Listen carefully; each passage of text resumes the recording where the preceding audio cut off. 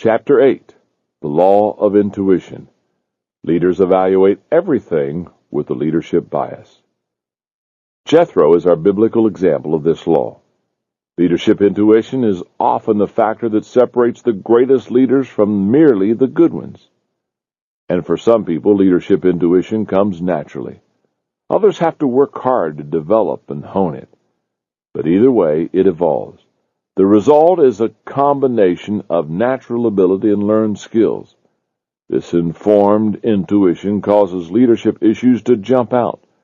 The best way to describe this bias is an ability to get a handle on intangible factors, understand them, and work with them to accomplish leadership goals.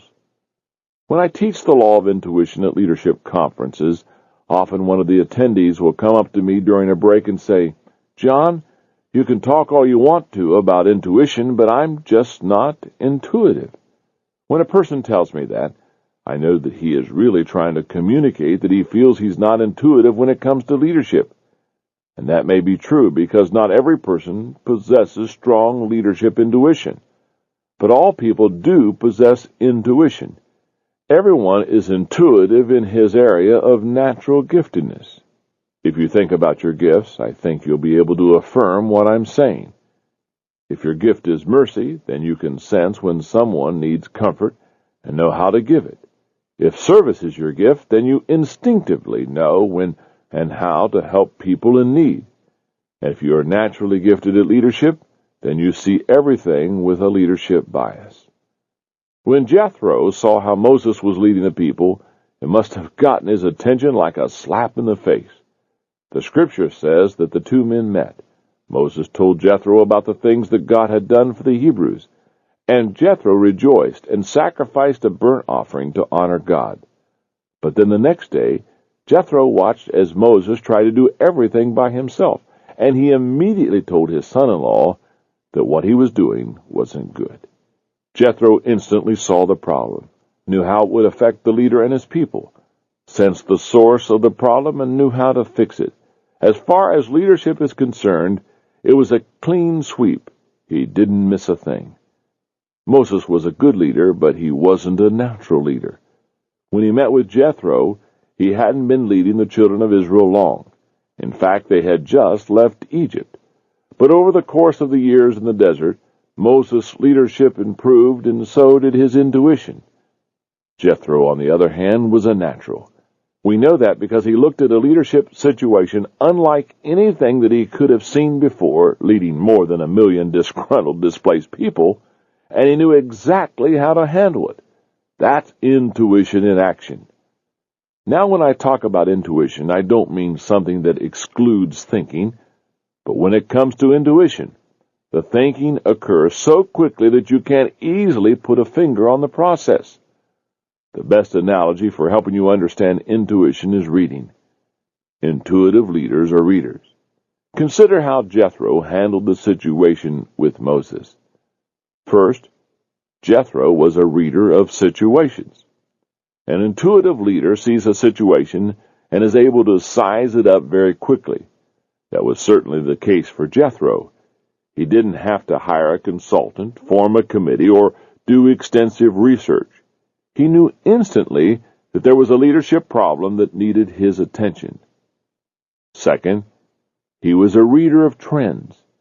An intuitive leader sees what's happening in the present, and he understands where an organization is headed in the future.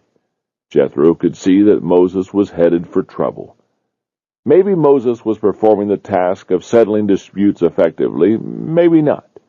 But Jethro knew that if Moses didn't change as the Israelite population grew, disaster was inevitable. Third, he was a reader of resources.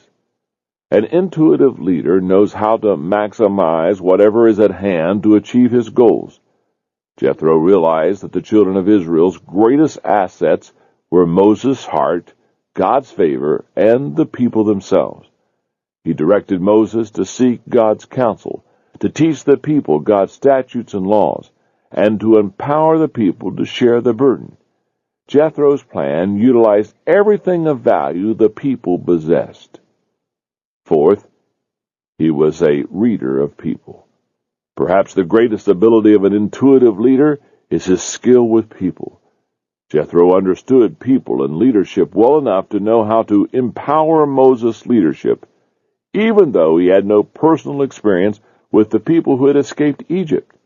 Jethro instinctively understood that the right people were there to help Moses lead. They just had to be put into place. And finally, Jethro was a reader of himself. An intuitive leader reads himself.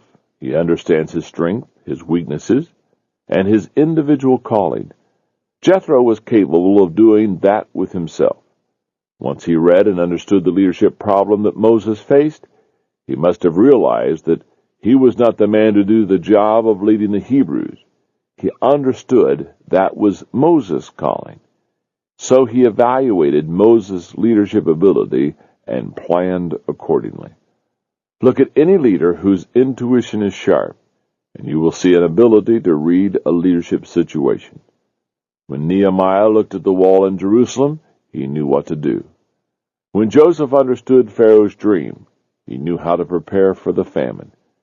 Intuition, whether it's natural or has been developed intentionally, helps a good leader to become a great leader. All this talk about intuition has probably had one of two effects on you.